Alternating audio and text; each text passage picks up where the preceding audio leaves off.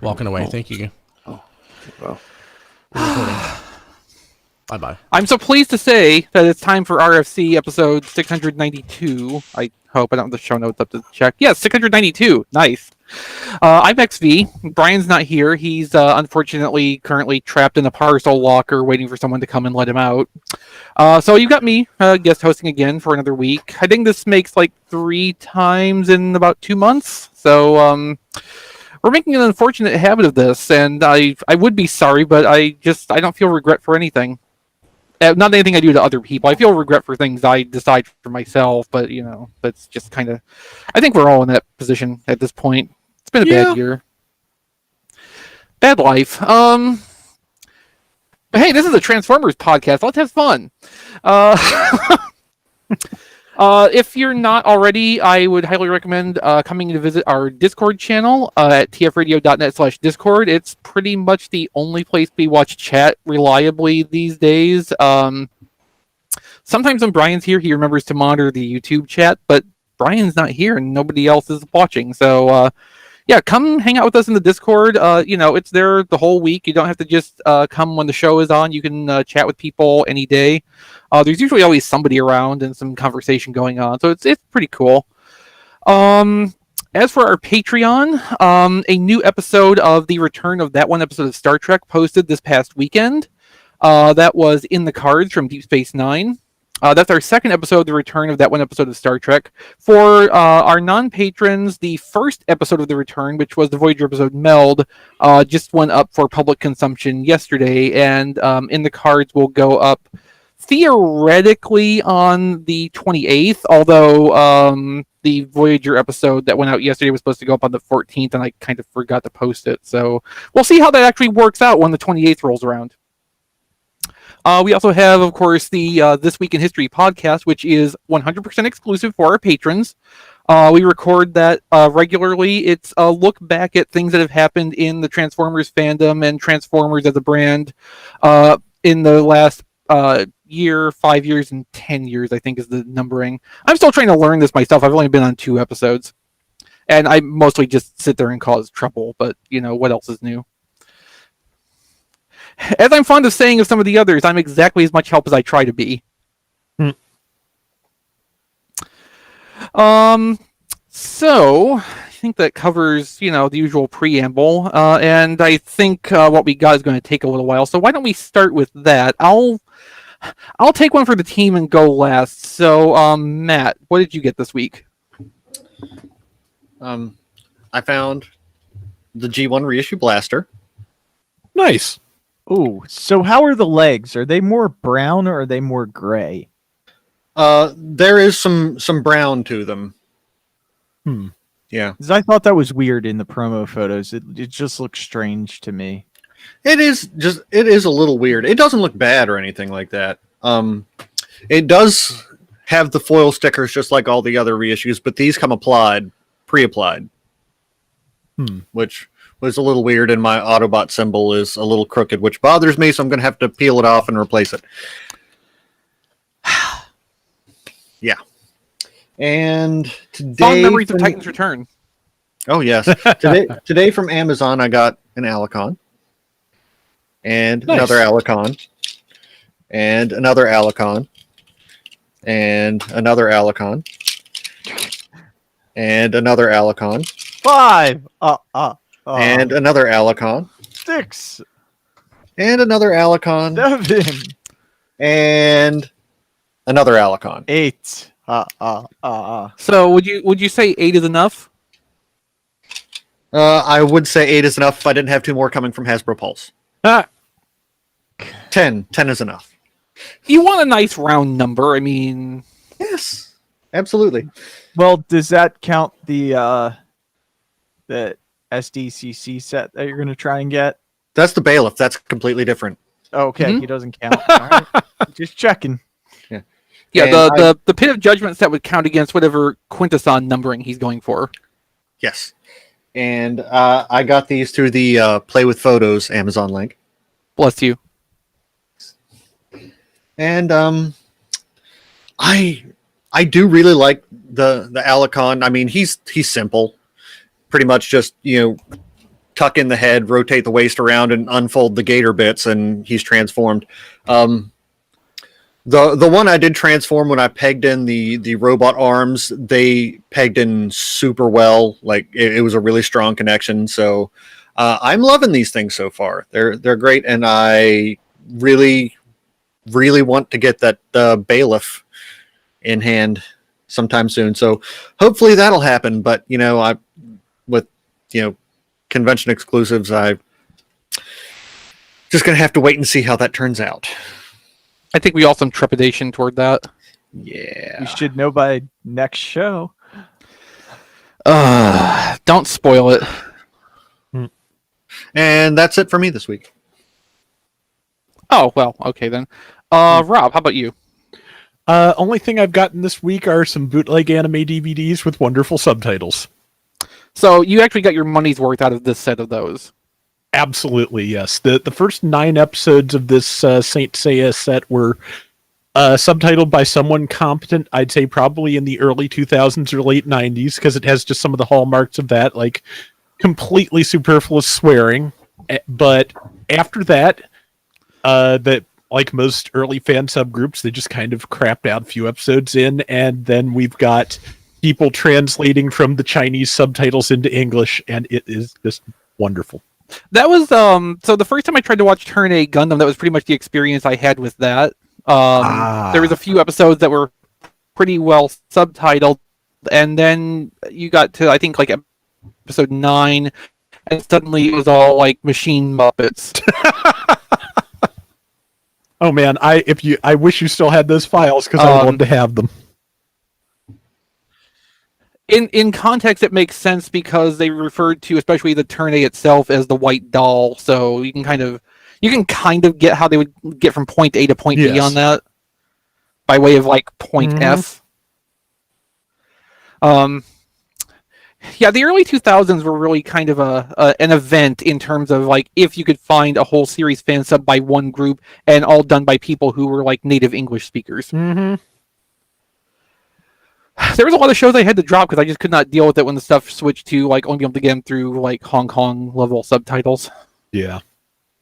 And that's to say nothing of early Sentai subtitling. That was a no man's land. Anyway, okay, so Don, how about you? Yeah, I picked up a few things this week. Off topic, I have bought my first Gundam kit since the Gundam Wing Ultron Gundam back when Gundam Wing was airing on Cartoon Network. And it's not Tryon 3. It's May from Gundam Divers Re-Rise. It's her avatar form and then her mobile doll form. You can switch between both. I actually bought some Divers merchandise, which if you told me a year ago, I would have not expected that. And May wound up being a very interesting character, as Robin probably knows why. But I'm looking forward to putting it to go. I have not watched either of the Build Divers shows yet. So. Okay, alrighty. But yeah, I'm looking forward to trying out my hand. It's about as basic as you can get.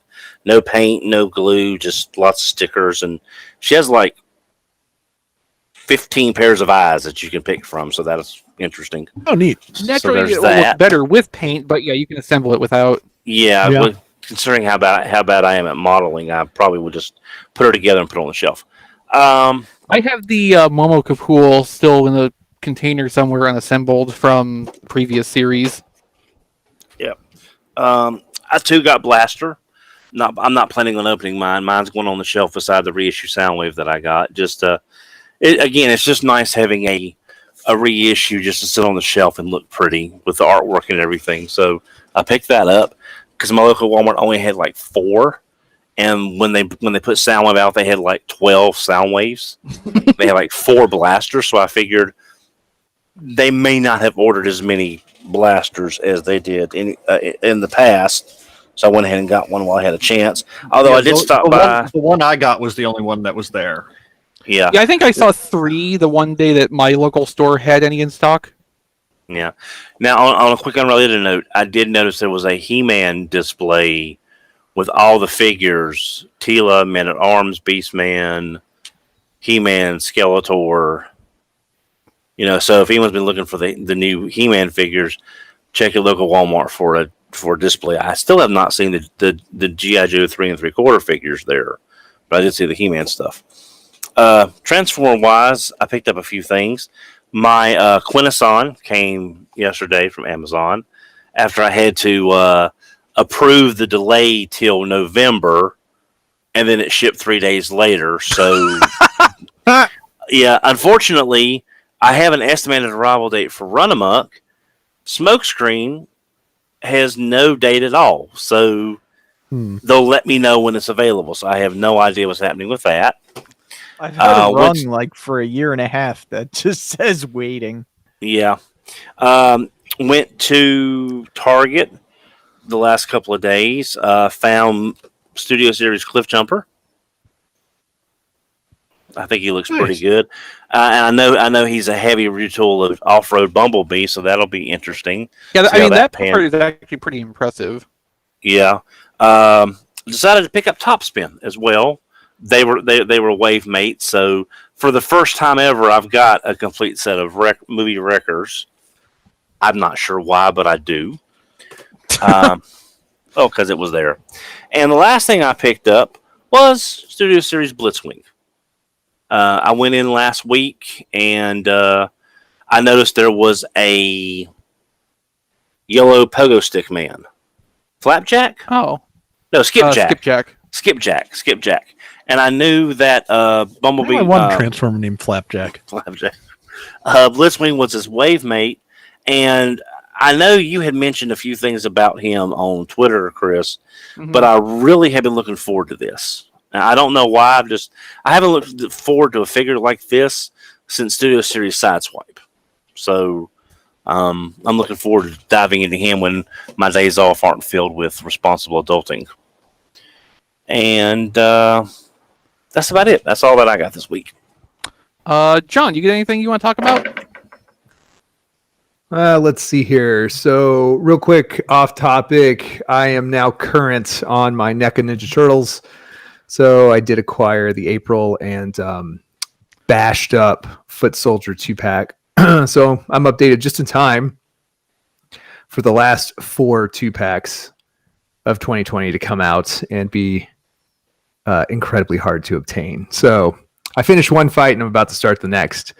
And it looks like the next one's going to be, I think it's Splinter and Baxter Stockman, which is fun. And then they're going to have a Triceraton with 1 or 2 Roadkill Rodneys. And they're going to have, let's see here, what else? Oh, the Rock Soldiers, Trag and Granitor. Wow. Great. Yeah, and they teased those. And there's one more set that I'm forgetting. I think it might be Rat King and someone. Maybe Vern. What's the deal with the Krang's android body and Baby Shredder? I know he's coming out. So that's one. Thanks for that. He's probably at a different price point. He's not a 2-pack, but yeah, Krang's android body's also coming out this year. And then they had from the 1991, 92 sequel. Super Shredder was up for pre-order for a while, and then I think he's supposed to hit retailers pretty soon if he hasn't already. Like I think specialty retailers, not any big box. But anyway, so that's fun. The other thing they had this week or within the last 2 weeks is they put up pre-orders for an official diorama for the Ninja Turtle cartoon figures, which is fun. I didn't think I would be so excited for a diorama, but when they're official like play sets, that's kind of fun, and it kind of makes you want stuff for like Transformers or G.I. Joe, like official dioramas would be actually pretty sweet. It makes you feel 8 years old again.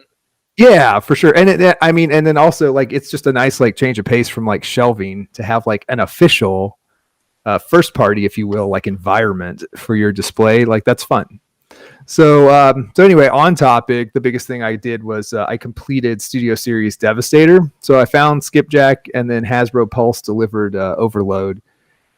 And like 3 hours later, I had no exaggeration, with only like a couple of like pauses. Like 3 hours later in a YouTube video later, for reference, I had Studio Series Devastator. in his movie accurate, fully upright position, just standing like a man. So anyway, that is a bummer with Studio Series. They should have never shown that like resin prototype that was hunched over properly like the movie, and then they unleashed this on us. The actual toy he's just a guy standing up. So anyway, like after a year and a half, we get that. Anyway, but the good news is I get to spend another $50 on that third-party upgrade kit that gives him bunny ears and some other the wrecker balls. Yes, some other accoutrements. And then, ironically, I'm going to like him better after I spend another $50 on him. That is like the sunk cost fallacy. That's also the curse of being a collector. Like after a year and a half, you've assembled this incredibly expensive toy, and the only thing missing is just another $50 of unofficial kibble on him. But I do like him. He in some ways he is very sturdy.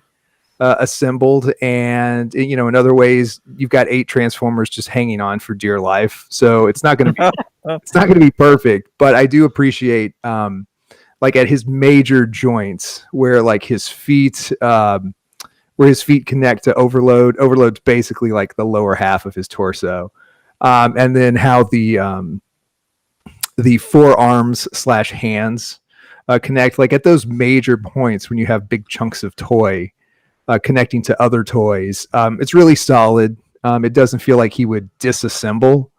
But of course, again, the weight of 8 toys just kind of flying around. He can be a little floppy in ways, and he can only be posed so many ways before he keels over. But overall, I am happy with him, and I think it is a toy that we never really expected to get. I mean, it's movie Devastator in a really respectable form, fully transformable, and actually the 8 toys separate for the most part are really good. There's only a few of them that basically exist to be part of a giant robot. The other ones, most of them are very respectable. Well, most of them are very respectable, and especially I will say, last thing, like Overload, who not counting Skipjack as a repaint, Overload's like the last major part of that collection to be released, and he's super nice just as a Transformer.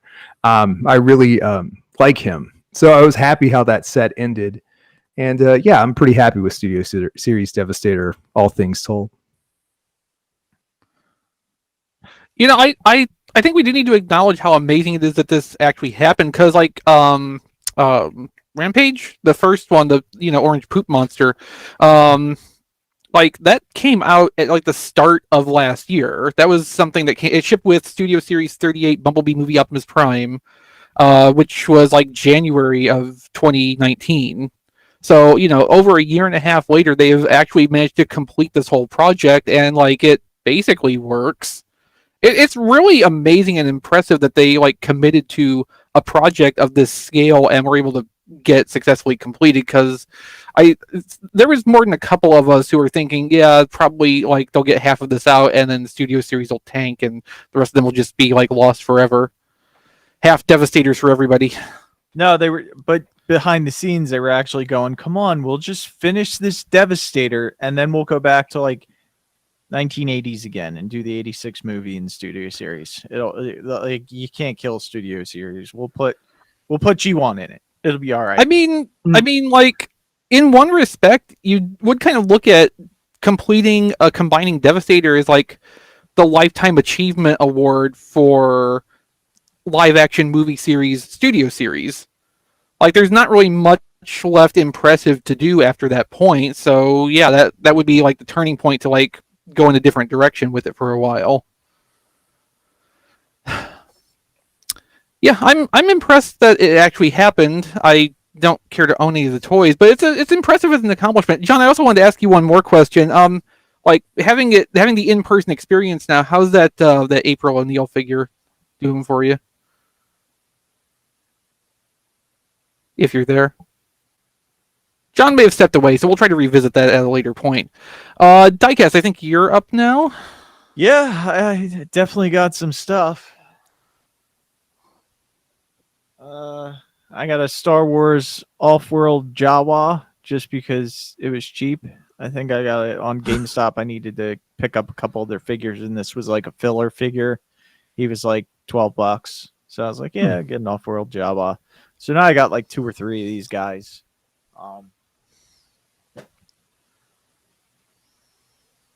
Also not Transformers related, I got Domino from Deadpool Ah, to add to my Deadpool I've seen a shelf. lot of the cables around. I haven't seen the cable and I haven't gotten it in yet. I'm pretty sure I would have ordered it just because it's, from the Deadpool movie. They must be shipping in individual solid cases. Yeah. But no, Domino looks pretty nice, and she was one of the figures that got overlooked when they did, when the movie was actually out. They never did a figure of her. They did a comic figure of her, but not her movie self. So it's nice that they're going back and kind of hitting the movie figures that we didn't get, like Cable. We got a comic Cable, we didn't get a movie Cable. So I got the Target exclusive Leadfoot. So I was actually impressed. He looks really nice, even in package. And he's such a short little guy. Like, you're looking at him in the package, and you look at where his feet come up to, and they only come up to about here. So he's a squat little guy, and I like that about him. And then it does have the official, this is kind of neat. It has an official GM license thing with a QR code to take you to the licensing information, I guess. So I thought that was pretty cool. Huh. Yeah. That's novel. I wonder if that might be some kind of concession for not having to print the licensing information on there in like 27 different languages. Maybe. And then I got another Dune Runner, because I always get 2 of my fans. Dune Runner toys. is for the non-conversant. Fans Toys Beachcomber. Okay. Yeah. I think there was an Armada Minicon Dune Runner. possibly so. I got Airwave. Yeah. Airwave. Where's that from? I can't read the label on the front of it. That was from Target, Oh. which, why not throw a label right on the front? I got my third Alicon, so I'm a little bit behind. But I got my third one from Amazon.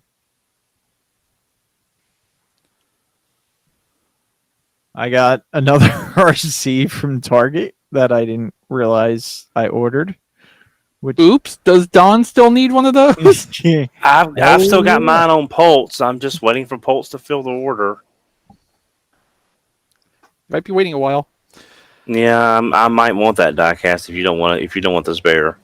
I got the final piece for my all-in-one Ocular Max, which is the MMC Bruticus. So I got Solstice, I believe. Yeah. Huh. So it obviously did not open it yet, but man, he's pretty heavy in box, like a lot heavier than I would expect. For He is that. a tank. Yeah. Yeah, that's true. I mean, use some logic here, Diecast. Tanks are heavy.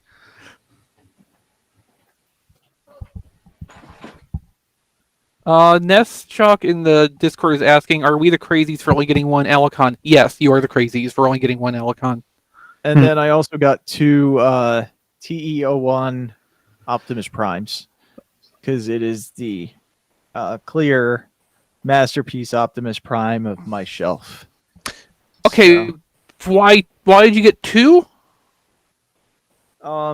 I ordered one a long time ago, and they sent me a dead Optimus Prime instead of the living Optimus Prime. Uh-huh. So the seller and I worked out a deal where they discounted the other one and they discounted this one.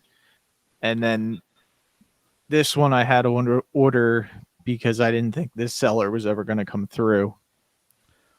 Oh. Okay. One of those. That's a pretty typical diecast situation, I guess. Yeah. It's And the then diecast last thing I got experience. was quick.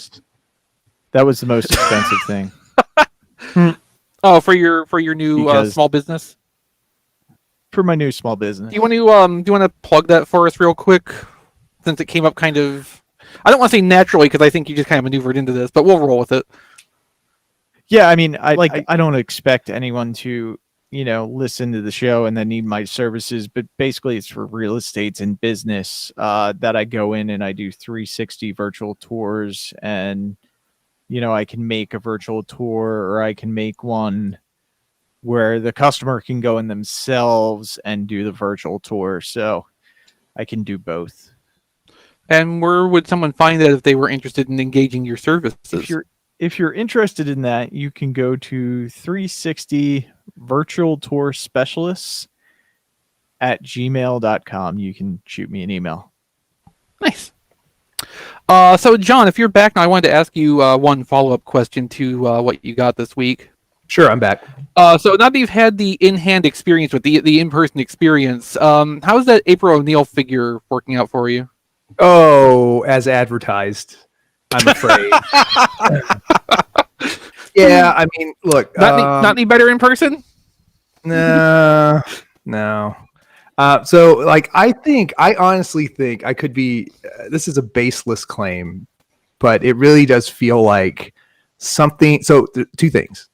One, the final design is noticeably different from the earliest prototypes that they showed at various toy shows, like over a year ago.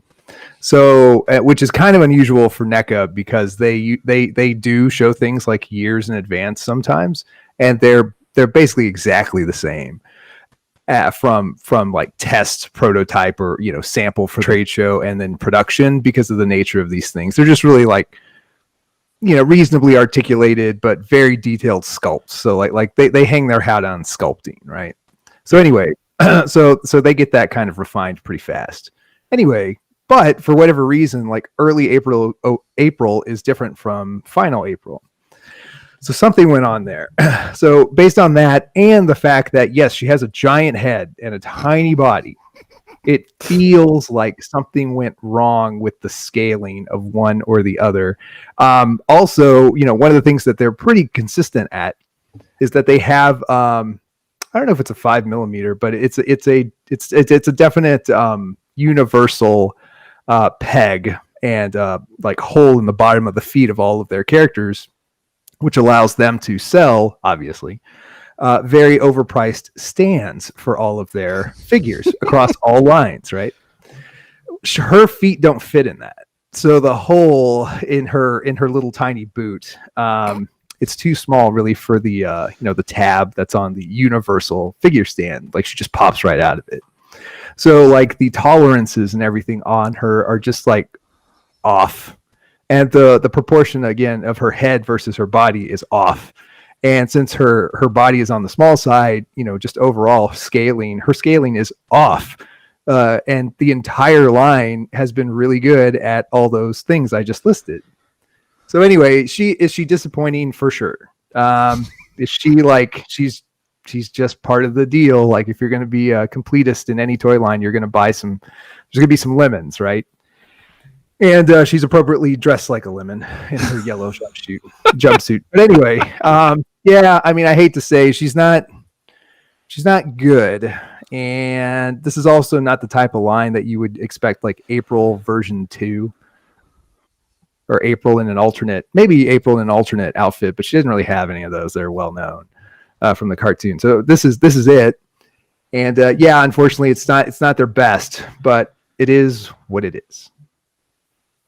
There were some coloring variants of the Playmates original April figure. Like they could lean into one of those if they really wanted to try to get a second version out and have it somehow tie back to like classic Ninja Turtles. Yeah, I mean they could definitely scrounge. Theoretically. They could definitely scrounge. Unfortunately, obviously this is iconic April in her yellow jumpsuit. Yeah. I mean, they could do a do-over. Super doubt that. Actually, one thing that they could do be a last point, is that so like they've released at least 4 foot soldiers so far. They're all slightly different, like different battle damage and stuff like that.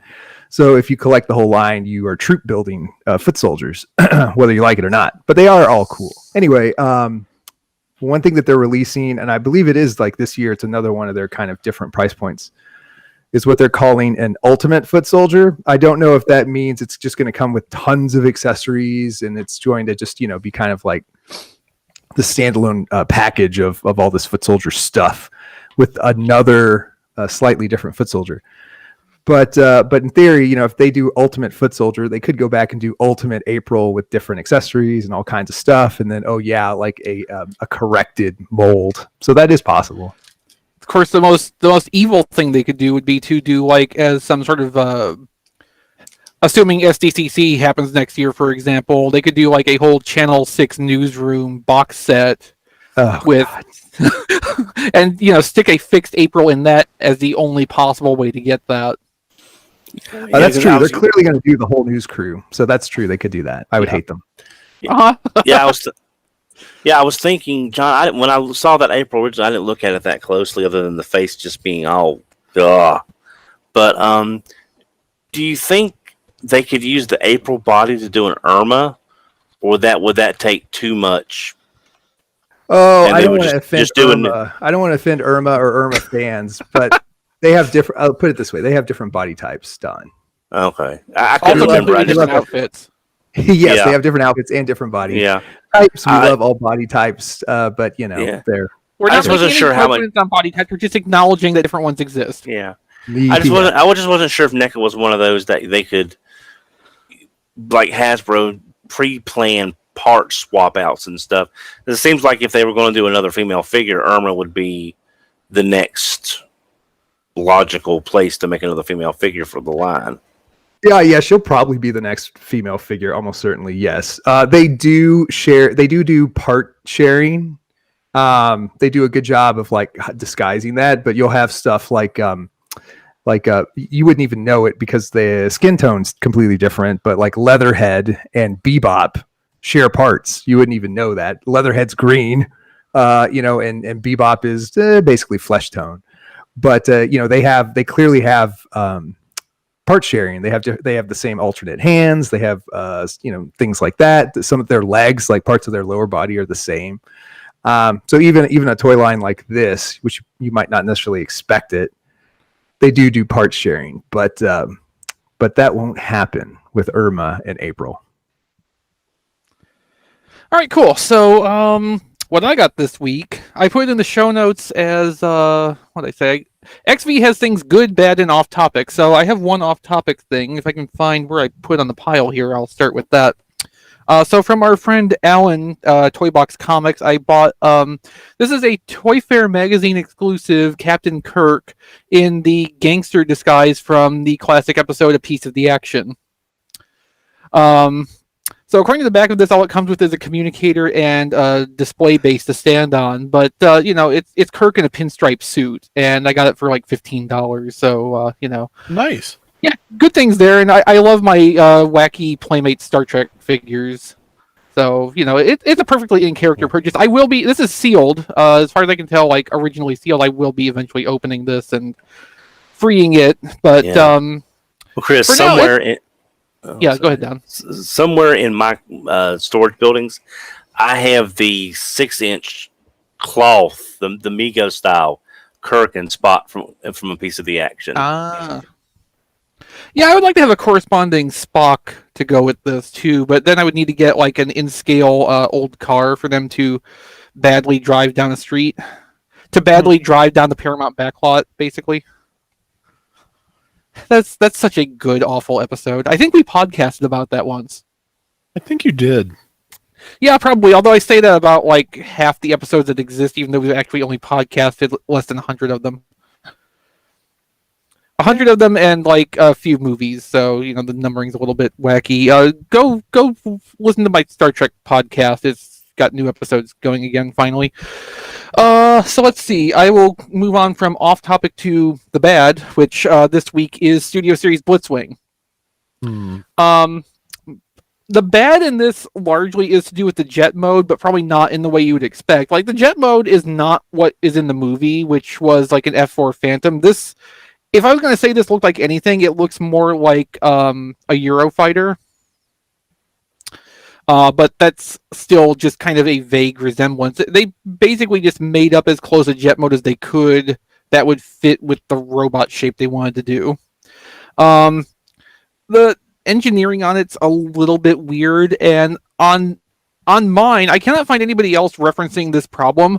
I cannot get the jet's right side wing to actually come together correctly because this piece, which is attached to the forearm, has a little projection that goes down past the space cut out in the wing to actually accommodate it. So it's impossible to actually fit it in the space it's supposed to go.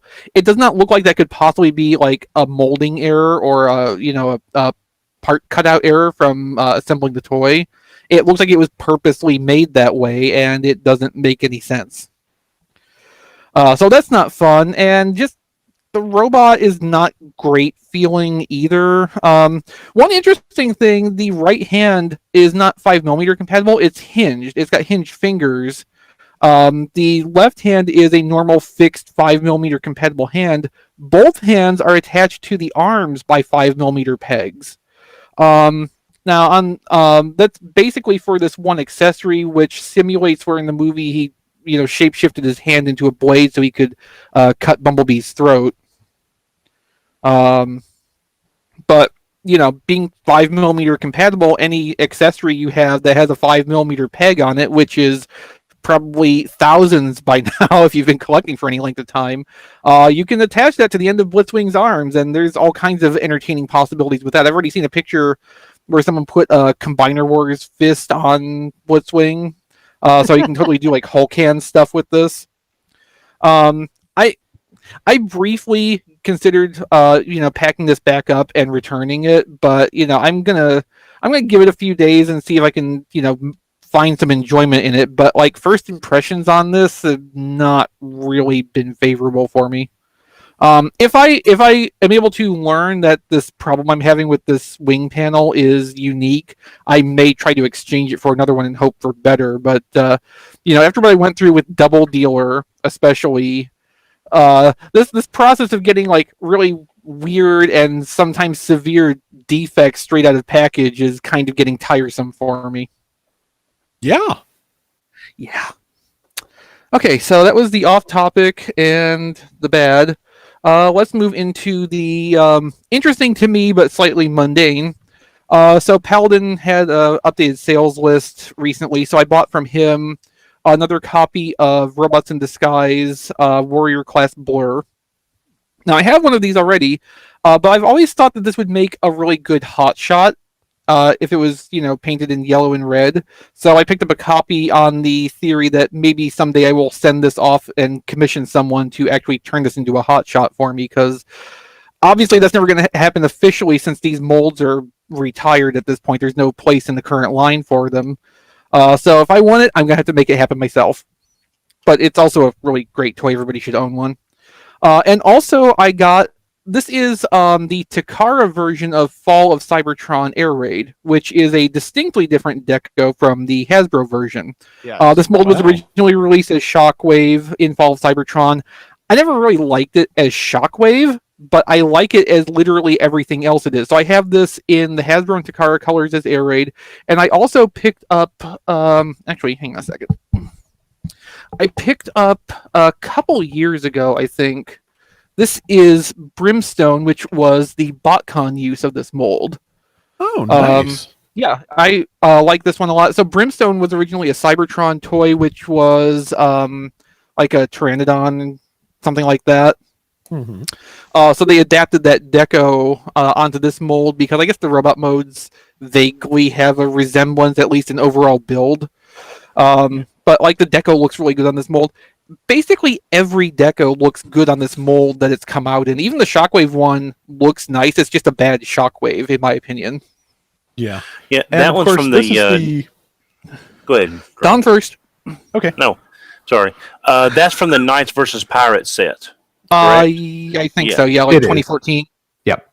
Yeah, because that's the one that had Alpha Trizer that wound up being Cheetor, another Cannonball, the Fire Guts recolor of the Classics Optimus. A very interesting set. It worked out better than I thought it would initially. And of course, I'm sure Chris remembers, but the U.S. version of Air Raid, I don't know what that goes for now, but at Shardicon in 2013, it went for 1 cheer 1. Yeah, that was a magic weekend. It really was. I was not thinking of that at the time, but even if I was, that's basically your story to tell. Yeah. Oh, Shardicon, such a magical experience that we'll never get back again. For a variety of reasons. Yeah. Okay, so up next, I kind of wish Matt was back for this. He just dropped off again, but You got them, Oh, finally. wow. don't ask many any details. I don't want to talk about it. I was going to say, how many defects do yours have? None, actually. These are in Good. the closest thing I can call a defect on this is this is not going to show up on camera, but the it's either on the jet nose cone or the robot's cone. Yes, the robot's cone.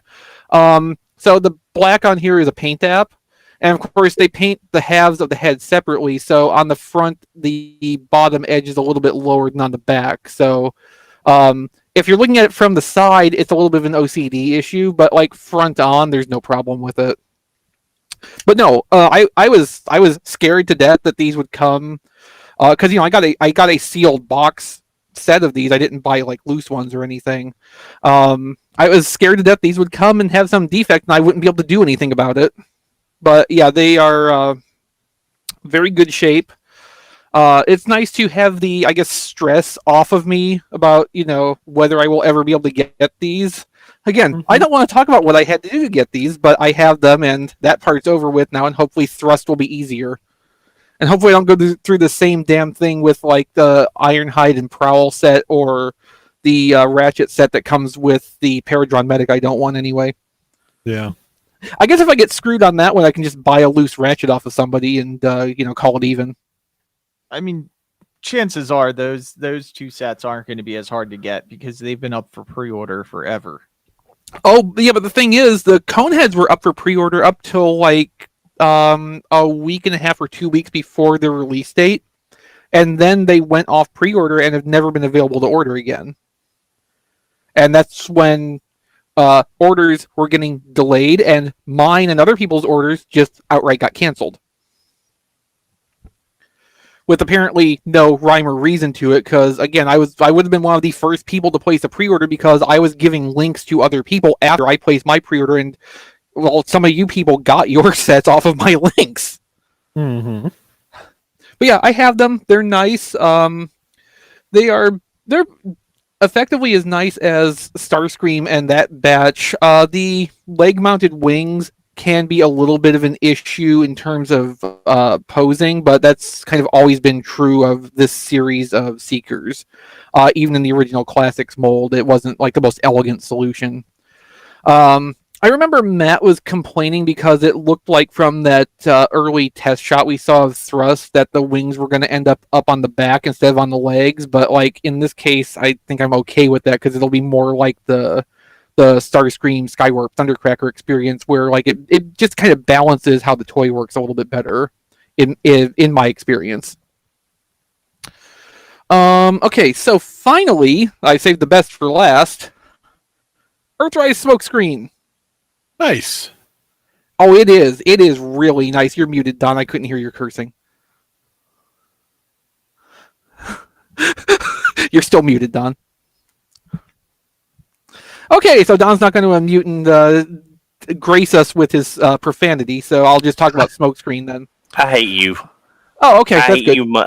I hate you so much right now. Flames shooting out of my head. I mean, that makes up for Matt not being here because, like, I was hoping, he might have that reaction. Because the thing with Smokescreen is that it's kind of hard to get a Smokescreen right now. This did not come from Amazon because my Amazon pre-order was delayed into November.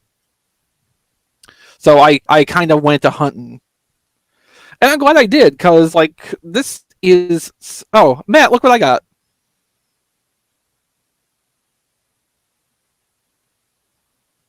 Matt's also muted, so if he's reacting. You suck. Okay, good. Between you and Don, I am satisfied at the reaction I've gotten to this. I'm also really satisfied with Smokescreen. So, if you think about what the Siege Datsun mold is like to handle, like my Prowl and my Smokescreen in Siege both had like really gummy feeling joints. They did not stand particularly stably because of how the foot and heel structure was designed. And it was not really that fun to do anything with for me. Everything feels a lot more tighter and more deliberate on the Earthrise mold. And these are two completely distinct molds. There's not any shared parts between them, and they're not on 100% engineering copies either, because this Smokescreen does do a few things differently from the Siege one. Interesting. Yeah, it is substantially similarly engineered. They took everything that worked from the Siege one and applied it here and made it work better. And then they fixed some of the problems that existed in the Siege mold. So, like, the heels for this are solid blocks. They're not hinged pieces that collapse in for transformation. They actually fold up. They fold up to the side to get out of the way. And it takes a little bit of effort. Not a ton, just enough. It takes an actual effort to fold those up. So they're not going to go anywhere when you're trying to pose. And they get out of the way for the car mode perfectly, too. So they've made the action of the feet a lot more stable. They also put in these funny little moving panels down here to try to close up this gap a little bit, which, like, I guess as a token effort, I kind of appreciate it, because like it literally serves no other purpose. It's specifically to make that look less hollow, but it's so ineffective at it. I almost wish they had just left it open and not tried to pretend they were doing something about it. Yeah, like the way all the joints feel is 100% better than any copy of the Siege mold I have. Like, Siege Blue Streak's the best feeling one I have, and even that one doesn't feel great compared to even other Siege toys. And this is, like, it's not quite up there with how Spinister felt, but it's really solid feeling. It feels like a significant leap up in quality from where Siege was with these characters. And then, of course, the vehicle mode looks actually like a car instead of some weird, awkward shoe. It has a roof. It has a roof and like a distinct windshield, etc. It's got the louvered hatchback even molded in. Nice. And it's got real numbers on the doors, so you don't have to like wonder what those weird markings are. I'm still so mad that Siege Smokescreen, like the original production sample photos from the stock photos, they put markings on there that evoked the look of numbers, and then they changed it for the production one to the numbers from the Cybertronian script they were using in that line. So, like, they were technically actual numbers, but they didn't look like numbers anymore. It's like it kind of missed the whole stylistic point. And the head sculpt on this is also way better, in my opinion, than what we got in Siege. Like, this actually looks correct for the character. The other one just looked kind of off and angry. This also has the correct colored face, too, so that's kind of a nice bonus. I forget. Did Siege Smokescreen share head sculpt with Barricade? Yes, actually. So that would probably explain the angry. Yeah, that's what I was thinking. Yeah, they didn't want a jolly evil police, I guess. Although that would have been entertaining in its own way. Yeah. So there's a little bit I like better in the Siege take on this, particularly the shoulder cannons. So like these really feel to me like they were designed to be as neutral as possible so that they would fit with any Datsun body type they wanted to put out with this mold. Whereas the Siege versions, those shoulder cannons looked a lot more directly based off of what Smokescreen's cannons looked like in the cartoon. They had the long straight barrels and the big thick flared out base where they would attach to the shoulder. Mm-hmm. I prefer that, and you can plug the Siege cannons into the Earthrise mold. it's not a perfect fit, and like the tabs are too long, so they won't sit flush down against the top of the hood. You'd have to trim the pegs if you wanted to actually like permanently give them over to this mold. But you know that's a exceedingly minor thing. Well, I wish the shoulder cans weren't blue, but I guess that could be fixed with some paint. And I wish the rifle was silver or chrome, but again, that can be fixed if I really care that much. I had one person tell me that the rifle barrel has been known to snap. Obviously, since hearing that, I've been careful in how I've handled it, but I guess I'm just, relaying this as a potential warning. It is a little bit on the thin side. I have seen at least one posted picture where it had snapped off. That's very unfortunate. That's very unfortunate because, like, even though they both obviously come from, like, the same starting point, this and the Siege Mold's rifle are very different looking, so it's not like if the Earthrise one breaks, you could just replace it with the Siege one. It wouldn't quite be the same. And then the shoulder cannons and rifle can peg together to make kind of a super rifle thing, which looks a little bit dumb. But yeah, I'm super happy with this. I am even more eager than I was before to be able to get Prowl and especially Blue Streak. Blue Streak, I think, is the best looking one of the trio. Yeah. And unfortunately, it's the only one so far that we don't actually know a U.S. distribution plan for. So who knows when we'll actually get hold of that. Can I say something too about this? Yes, of course.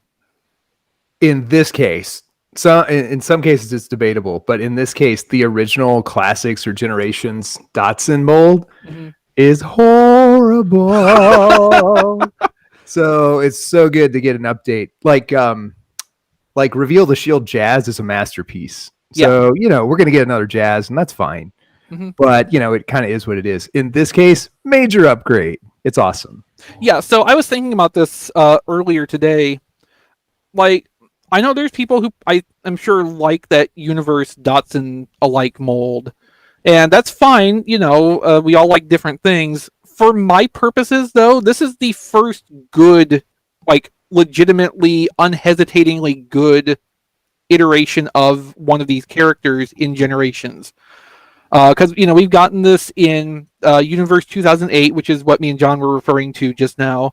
It came out, we had Prowl and Smokescreen in Combiner Wars, which, I mean, it was a reuse of Streetwise anyway, so it was already not correct for one of those characters, and the less said about Combiner Wars Smokescreen and his deco, the better. And then there was the Siege ones, which were okay for what they were at the time, I guess, if you got, like, good QC copies of them with, like, better joint tolerances. I didn't for the most part. But, like, the best I've been able to say about any of them is just that they were, like, adequate for the time. This is, like, really, really good, and it's kind of like going forward with Generations, if it continues in the way that it has, I think this would remain like a definitive version of this and the other two characters for quite a while to come, until someone comes along with like a revolutionary idea of how to interpret this again. John made reference to Reveal the Shield Jazz, and anybody who has listened to the show or has, followed my writings about Transformers toys for any length of time knows that is like one of probably my top 5 favorite Transformers toys ever. I like this just as much. Ooh, okay. If they wanted to retool this and make it a Jazz, I would be perfectly happy with that, and it could probably replace Reveal the Shield Jazz for me. Because this one, the hood actually locks into the torso. You can raise the arms without pulling the hood up. There's actually, okay, so like the Siege one had the front of the abdomen tab in to hold it down. This has a little flap that comes down from the hood and tabs into the abdomen to hold it. That takes a little finessing to actually get it to seat and lock in, but that's okay because underneath the arms, there's little flanges in the torso that connect with grooves underneath the shoulder joint, and that gives it a second layer of stability. So like they paid a lot of attention to making everything on this really solid and stable and just like feel good to handle.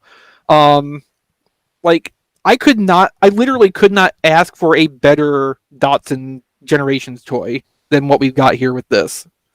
So please and thank you, give me Prowl and Blue Streak now, and I'll even take a rerun of Barricade off of this too. Just like, let me buy these. Let me buy these, please. Oh, we're supposed to have a Barricade in the second round of Netflix Deluxes, aren't we?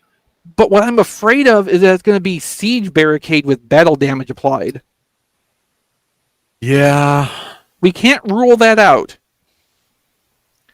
But yeah, if the Netflix line gives us one of these as Barricade, I'll probably buy that with or without battle damage. And that's what I got this week because I've taken damn near enough time talking about all that. Oh, but before we get off that, Matt, let me bring you up to speed on what you missed. Oh, is that what you hated yourself for buying on eBay the other week? I don't want to talk about it. All right, moving on to the news. An hour into the show, it's an Exvee week. Well, more to the point, it's a week where Exvee got things. Let's talk about PulseCon 2020. So we have two items for this. These are both linking to the Hasbro Pulse Instagram account because the information's there and it's pretty straightforward. So they've revealed that the exclusives for PulseCon 2020 will be available prior to PulseCon 2020 starting.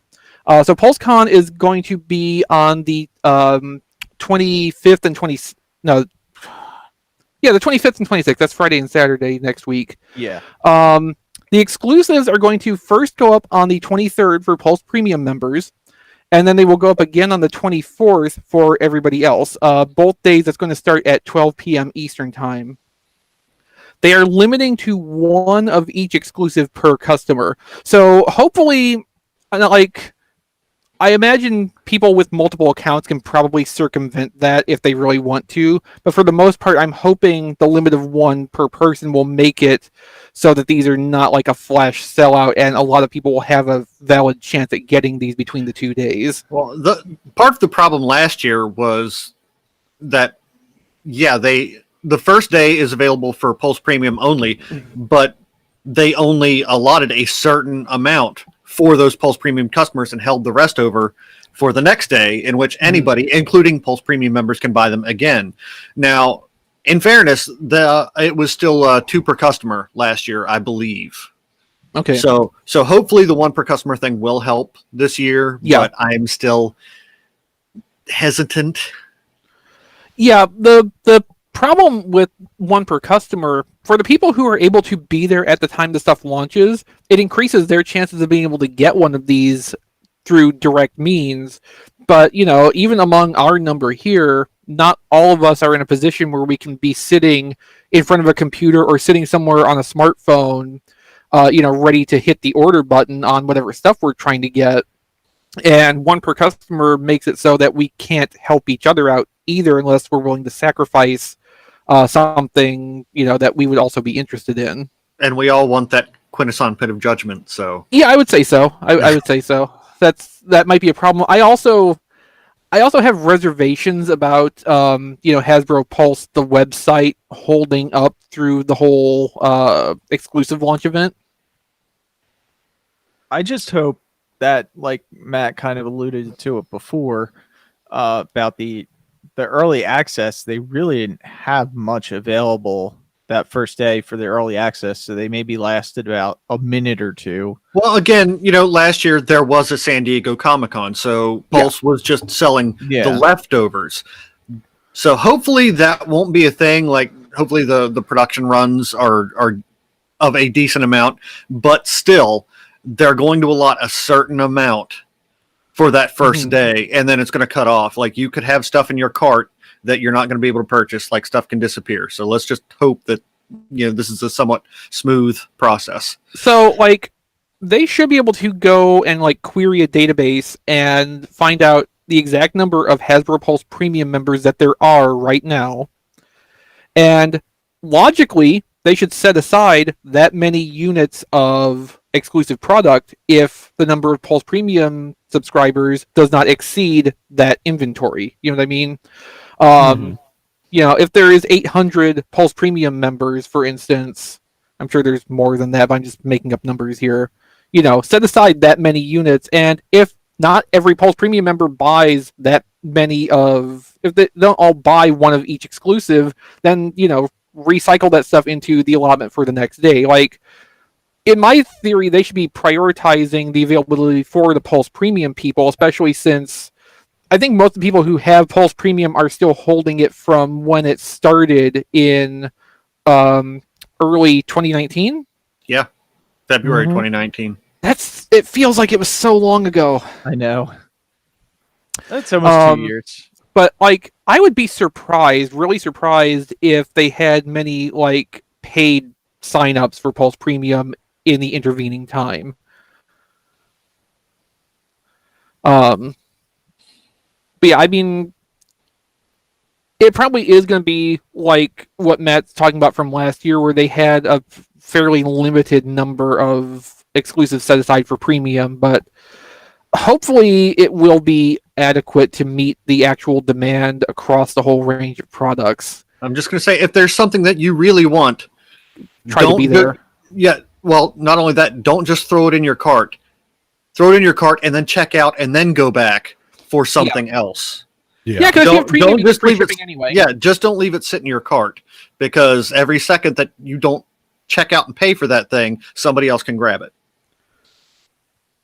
Pulse will record payment methods for you, right? Like, you can keep a payment method on file. Yeah, I think so. Yeah.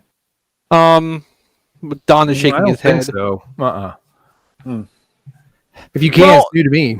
No, every time I've gone in to place an order, it will retain your shipping information, but you have to put in the actual payment information, credit card name, credit card number, and your 3-digit code or 4-digit code if you're using American Express. So I think it's American Express. So no, it does not store the credit card data.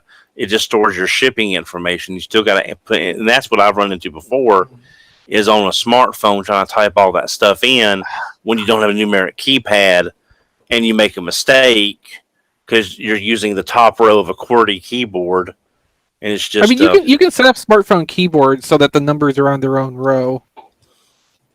Yeah, I mean, they do that already on like a regular QWERTY keyboard, but having a numeric pad would be a lot faster.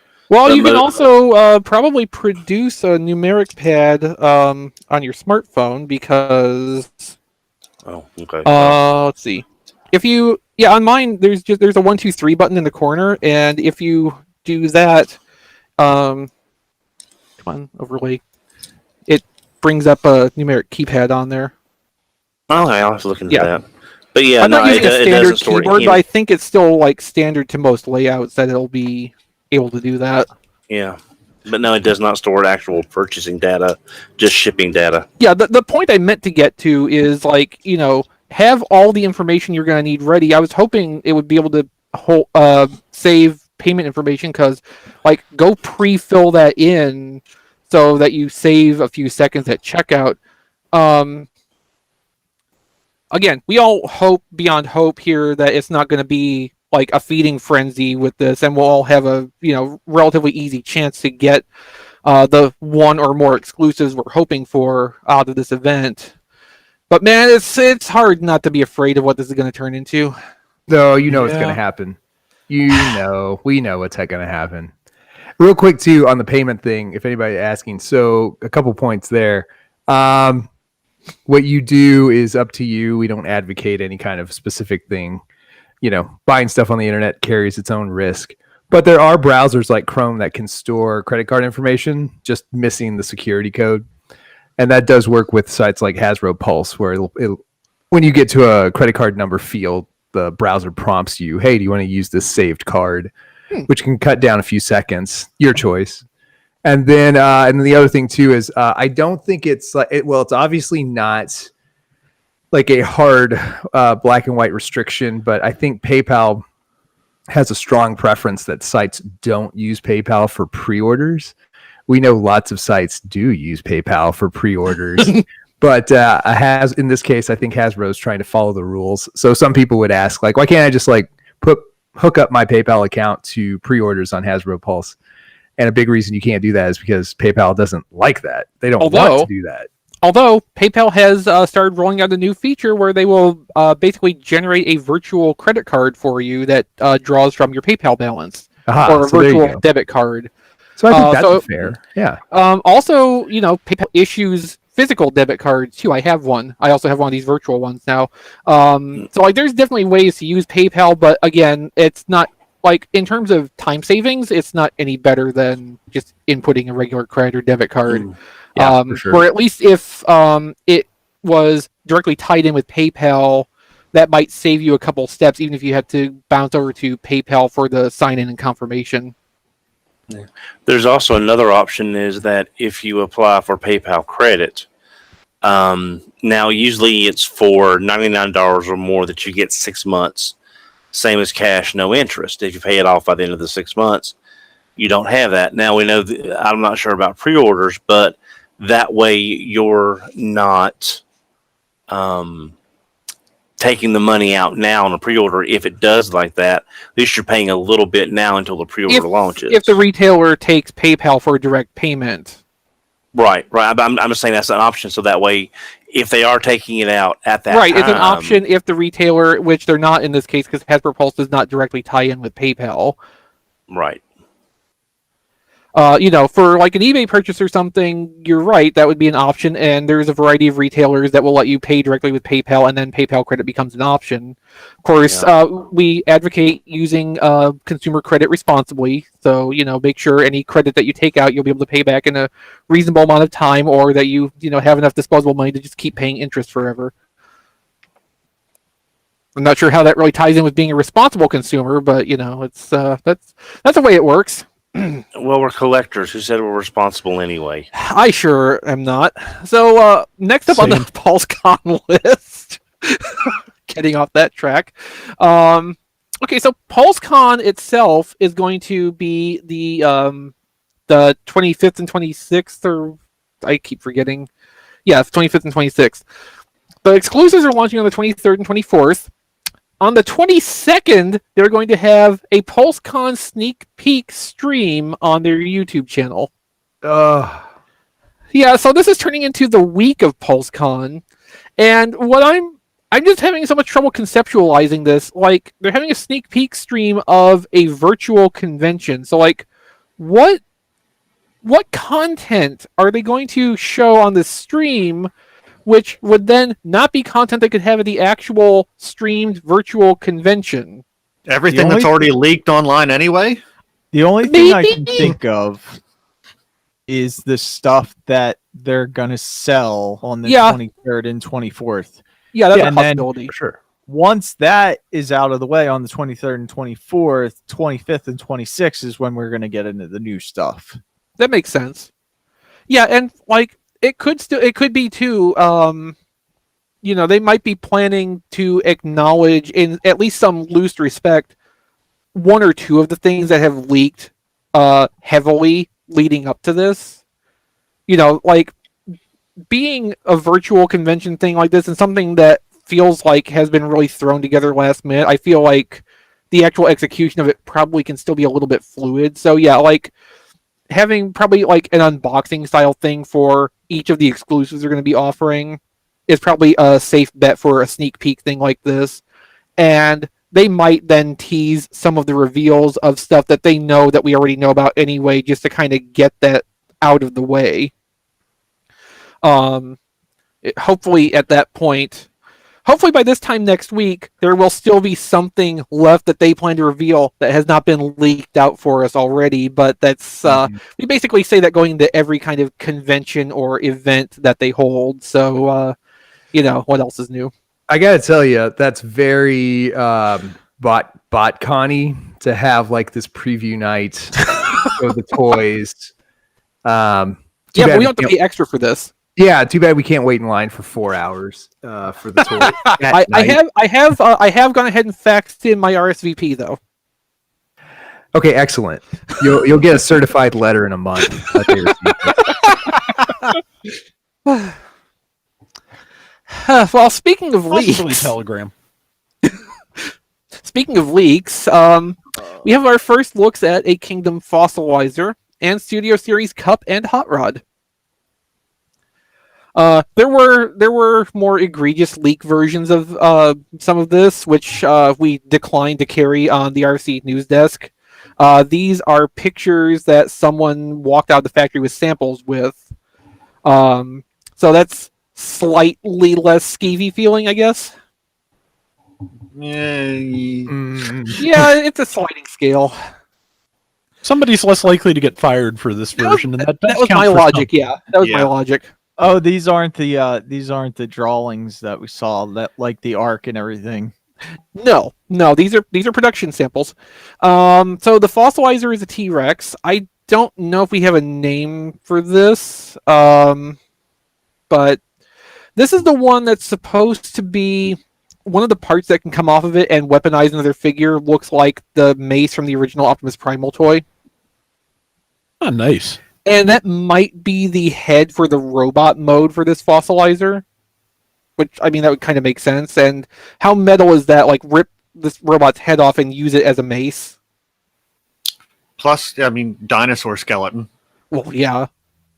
Hey, Mickey brought up a good point when we were talking about this, waiting for Ken to get out of the bathroom when we were recording the latest episode of that one episode of Star Trek yesterday. Like, hopefully we'll be able to take multiple fossilizers and rip them apart and build them into, like, horrible skeletal abominations. Yes. So, like that first Dinobot combiner. Except made of bones, yeah. Yeah. How cool would it be that you can take the fossilizer and give it the club Dinobot used? You know, some of those parts could be the club Dinobot used against Megatron. Hey, for that matter, we're supposed to be we're supposedly getting a Voyager class Dinobot in Kingdom, so maybe that club will be an accessory. Yeah. Probably not. No, but Don's right. They could hide something like that in the skeletal framework of one of these fossilizers to make reference to that, and that would be pretty cool. I'm just kind of glad we're getting Optimus Primal's Screaming Skull Mace, because that was like one of my favorite things of that original toy. That original Optimus Primal toy is so cool. It is still such a great toy. It is. 20-something years later. Yes, I am still glad that all those years ago you talked me into getting the Universe version, because that is just a really nice figure. And that's a great deco, too. Yes, it is.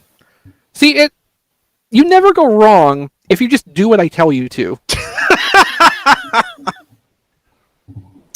So moving on to Cup and Hot Rod. Also, for the people watching the stream, I'm sorry. I assume we're not having any of this on the screen because Brian is running stream, even though he's not here, and we can't. That's correct. Yes.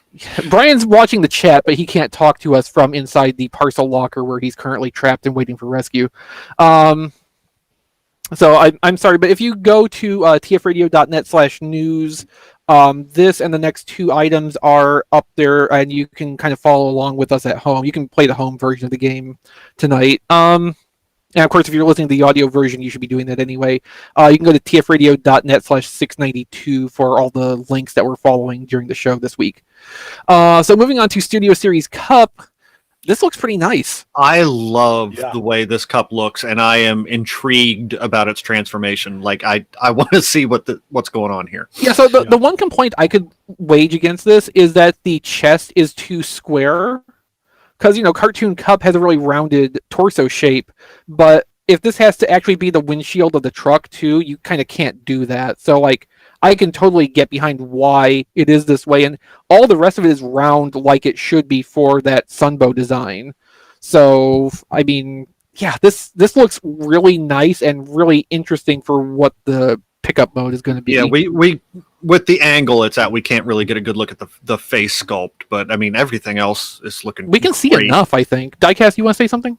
I was going to say, I just love how these photos, it looks like they were actually taken in the bathroom of the factory. They're like, quick, take it real quick. Like, it's all mistransformed. Yeah, they the just arms kind are of yanked them out of pulled them out of their coat pocket. Yeah.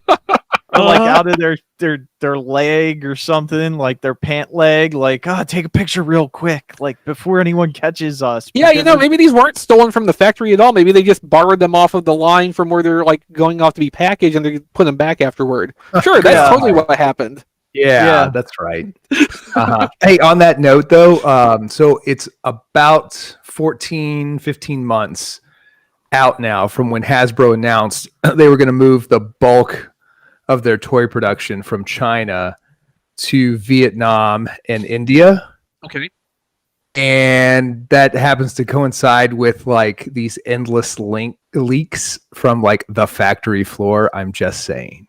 Well, yeah, but like well before they announced they were going to move the bulk of their remaining production out of China, Transformers had already been being produced almost entirely in Vietnam for at least a couple years by that point.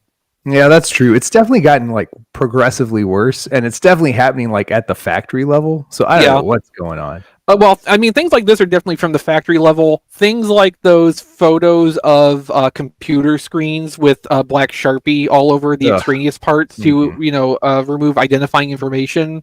That could be coming from more, I would say, anywhere, because that's like, conference call kind of stuff for like product review. And that's why people are in risk of getting fired for taking those pictures in the first place and sharing them.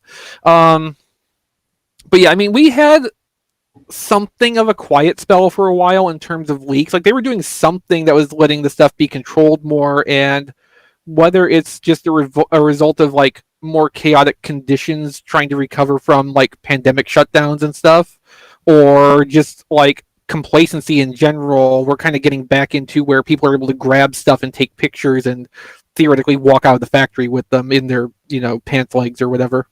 Yeah, for sure. And the other thing, this is just again, baseless. I'm just saying, like this, like one thing is like, as we become more global and it's easier to communicate with each other. If I'm a factory worker and somebody offers me like a week's salary for a picture of this thing that I'm making like, 24 of a day or an hour. Yeah. That's hard, man, to like turn down. So, it's a very complicated situation, and that kind of stuff is easier to do now than ever. Hence the bathroom floor. Well, yeah, and especially like if you as a factory worker know that there is not enough oversight to like get you caught if you do that, like even more so becomes like, like why wouldn't I take this huge bonus basically for doing almost nothing? Also, I want to give some attention to our Discord here. Ness says this cup holds water. Bromel says, so you're saying the cup is half full. I'm sure Don is very proud of all of you right now. And Paladin said Primal is boned. I'm not proud of you at all. Very disappointed. Hot Rod doesn't look that great to me. Hot Rod is horribly mistransformed there. Yeah, which is why he doesn't look that great. Yes, his shoulders are backwards because his shoulders I think they're backwards and upside down. Yeah, so McFeely tweeted out the observation from the original egregious leak of this. He thinks this might do what Don's been wanting forever, which is the shoulder flip around transformation from that one transformation in the movie. Yes, when he's on Quintessa. Because I was looking at those early pictures as best I could, and I'm not the toy detective you and Rob are. I'm not that. Yeah, we couldn't get anything out of that either, I'm sure. But it looks like in vehicle mode, there's a little notch in the chest right where the engine would be on the old toy. I'm just wondering if it's a pull up, like you pull the top of the body up to like free up a spinning section in the middle. So you would pull up, and it may not do the spin behind the shoulders, but it may be like you would raise the arms, spin them around, kind of like Optimus Primal and Transmetal when you've got the arms. Depending on how you position them, it's the same arms, but you can rotate them and flip them to give you a different look from car to, in this case, from car to robot. So I'm thinking what it's going to do is if it does the spin, it'll be a torso spin this way instead of like you'll have the backpack back here. Mhm. You'll pull it up, you'll spin it, set it back down, and then turn the arms. So one thing that's working in this hot rod's favor is, from what we've been able to hear from the typical inside sources, this hot rod is a Voyager. But if you look really close, like at the hands, so the hands are hinged at the fingers, but if you look at the space in the middle, which should be 5mm compliant, it looks about the same proportions to the body as on Cup, which is supposed to be a deluxe. So what the thinking is this hot rod is going to be similar to deluxe size. It's basically going to be like Cliff Jumper, but between deluxe and Voyager scale instead of between Scout and deluxe. So it's going to be like a small Voyager, but they're probably going to pack more parts and complexity and probably more paint apps in it to get up to that Voyager price point, but keep it in scale with all the other characters. So that would let them do things like this potentially superfluously odd shoulder transformation like we're speculating about, Right. and having the moving parts like the opening hands, which it's the same principle as having the hands on Earthrise Optimus be articulated so he can hold a matrix. And he's definitely going to have the visor gimmick. Yeah, I because was I just about to ask about that. Yeah. Yeah, because you just wouldn't have him with the glasses the whole Right. time. Yeah. Now Is he supposed to come with anything like a Daniel or something? We don't We really don't know know anything yet. about the accessories yet. right. Okay. But if Chris is right about the loadout on the parts count like Cliff Jumper Mhm. to get him up to that Voyager price point, Hot Rod, unlike Masterpiece RC, does have a lot of stuff you could do. His twin guns, his saw blade hand, Yeah. the visor gimmick we built in, but it's also a part count, and also possibly a Battle Master if they wanted to make him a Target Master to fill out that price point. Because if he's $29.99 and a small deluxe, they could have a repaint of one of the Battle Masters as Firebolt to make him a Target Master. If the Battle Masters are still around at that point, I think we're losing that. Yeah, Yeah, we're losing yeah, that at the price point. yeah, but the yeah, molds- we're the losing- molds we're would losing still- that. The molds would still exist, and we've seen some older stuff get cycled forward like that in the past, and especially since we're still getting Titan Masters in use on characters where it's appropriate.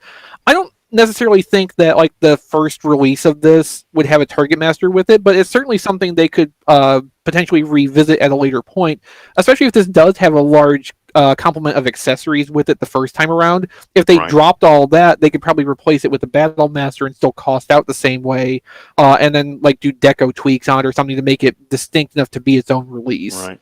And For the future, yeah, absolutely, Don. I think Yeah. that is a possibility. And also, there's also the discussion of pink versus magenta.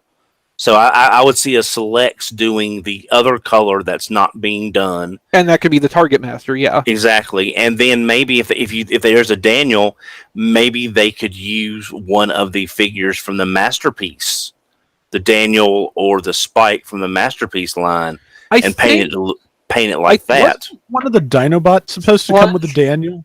Sludge or Yeah. Slag, whichever one it was that was announced. Yeah. Yeah. I forget which one. One of those S names. Right.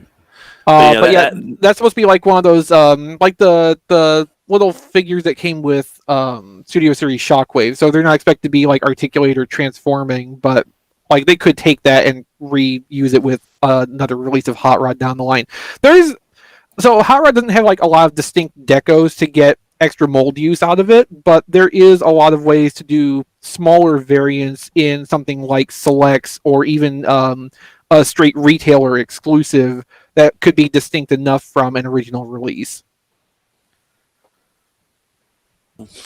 And one other thing is that if they go back and do a Centurion style set, Yeah, I would With like the to see figure- another one of those get done. yeah. So Yeah. you could give Cup a Target Master, Hot Rod a Target Master in this a Centurion recolor, whatever would Might be a little bit of a stretch, though.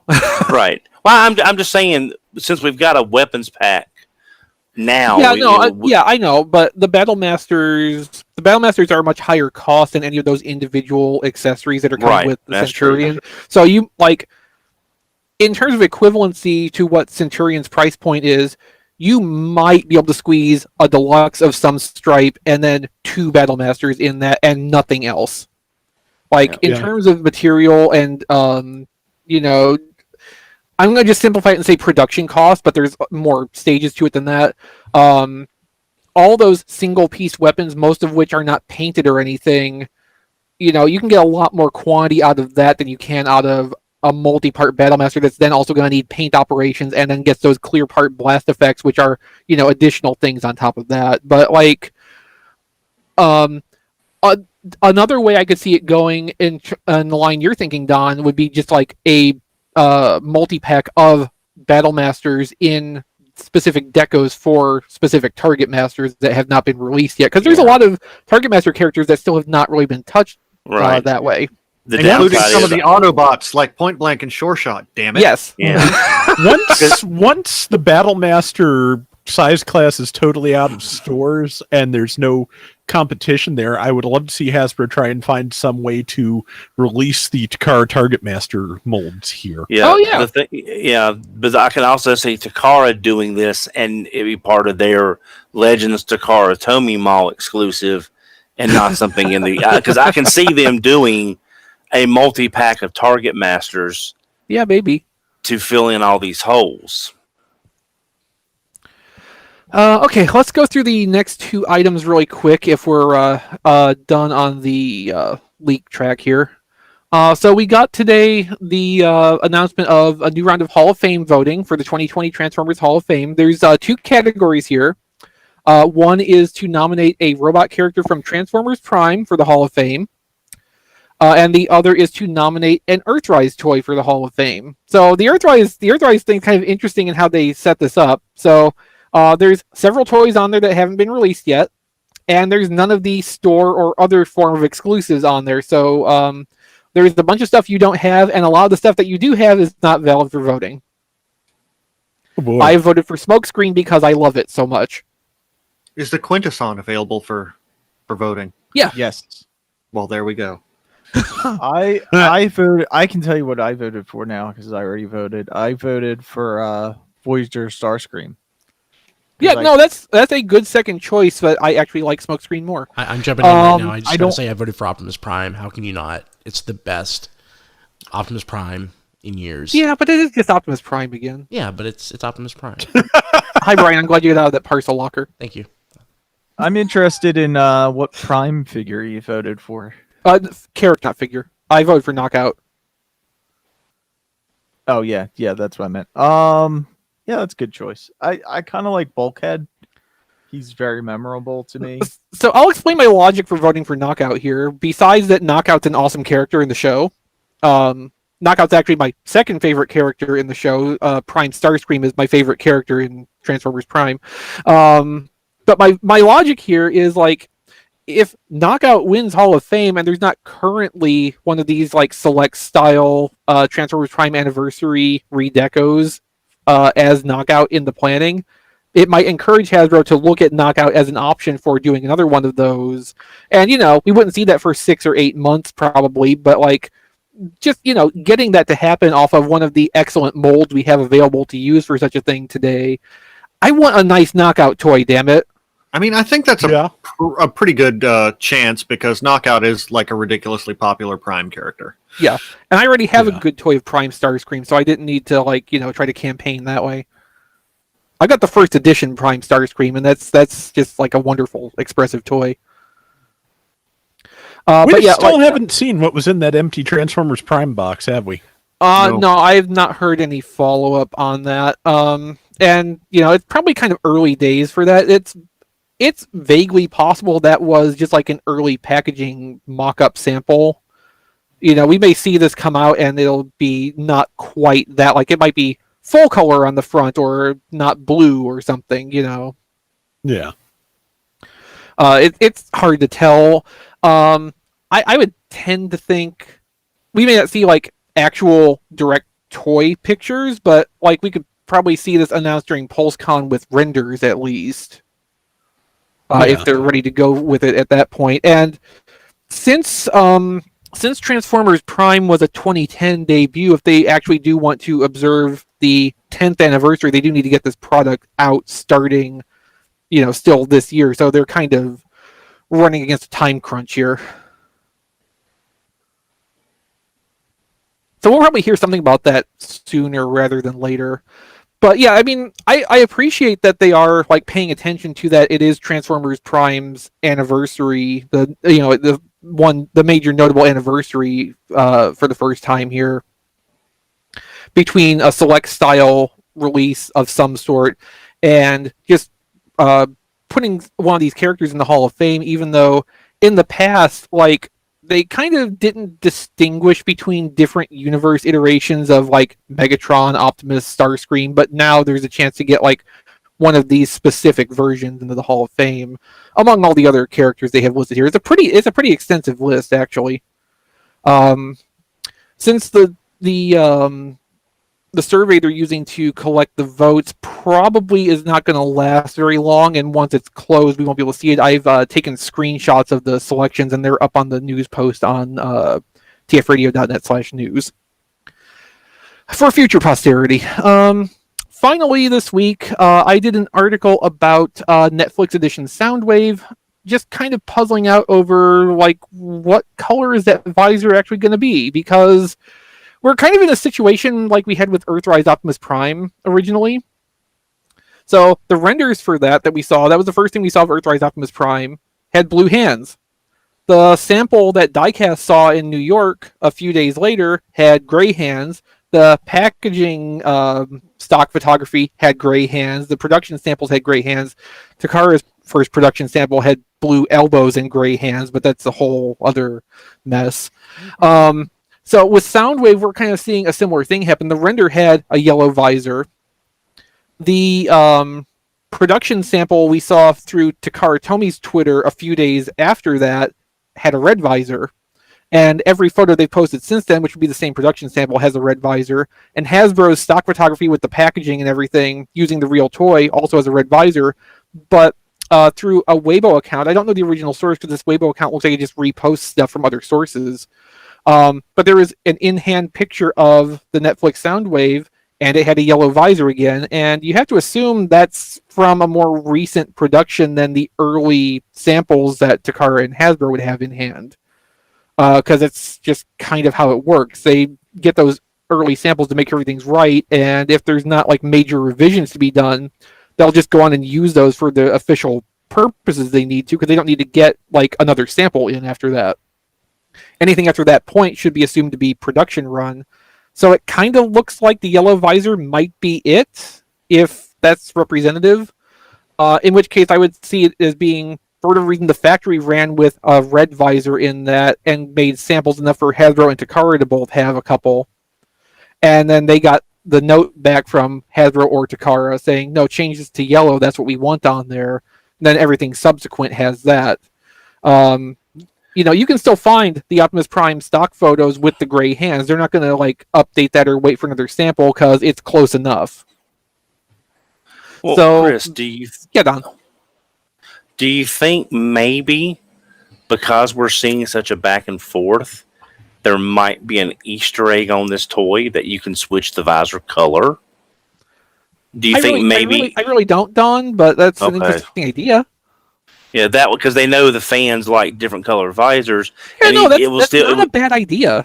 I just don't. I don't think they really made any major changes to the robot head on Soundwave. They made changes to almost everything else on the Soundwave versus the Siege one. Yeah. But like it would take like major redesign of the head to accommodate such a thing. Like that would be a good idea for a future Soundwave, so they could cover both bases that way. I don't think that's what they've done this time. You can also, for an example here, the Alicon, when Takara had a production sample of that, it had the like lilac shoulders instead of the gray, which I think looked really good, but it was incorrect. But they kept posting photos of that and using that in different places for official photography. But they also said, we recognize this was wrong, and we've sent word to the factory, so it's going to be corrected later. I think they didn't tell us that until they actually had a gray sample in hand to show us. That's a little bit more substantial than just like an eye or a hand being off color. But like, for this, it's a minor enough thing. They could probably say like, yeah, everything else is right. Just change the visor color and go ahead with the production. So they wouldn't get more samples in hand to have different pictures with. Basically,